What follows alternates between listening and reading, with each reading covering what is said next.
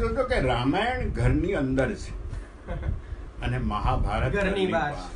બિલકુલ સાચી વાત. આ બંને ધર્મગ્રંથ છે, બંને અગત્યના છે. ગીતા ઘર સુધી વંચાવવાને બદલે કોર્ટમાં વધારે ગઈ. અને બહુ સાચી વાત તો એ છે કે રામાયણ અને મહાભારતનો જો કોઈ ડિફરન્સ હોય તો એટલો જ છે કે રામાયણની અંદર કોઈ ગાદીએ બેસવા તૈયાર નથી. ભરતે ના પાડી, શત્રુઘ્ને ના પાડી. મહાભારતની અંદર આપણે જોઈએ છે કે એમાં ગાદીએ બેસવાની લડાઈ ચાલે અને તે હજી ચાલે છે, હજી આજે ચાલે છે.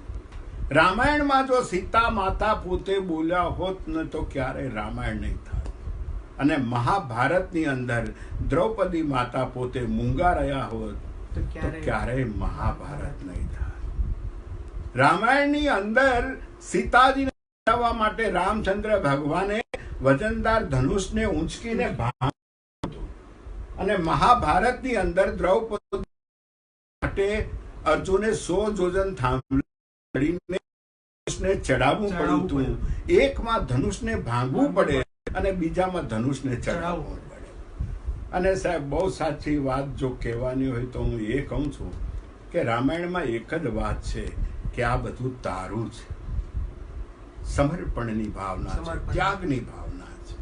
અને મહાભારતની અંદર એક જ વાત છે કે આ બધું મારું છે. એટલે જે ઘરની અંદર તારું તારું હોય છે એ ઘરની અંદર રામાયણ હોય છે, અને જે ઘરની અંદર મારું મારું હોય છે એ ઘરની અંદર મહાભારત.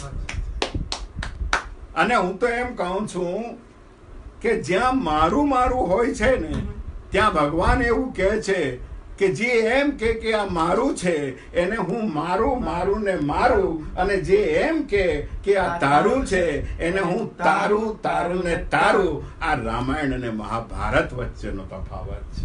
ક્યાં વાત હે, ક્યાં વાત હે. ખૂબ જ સરસ તફાવત.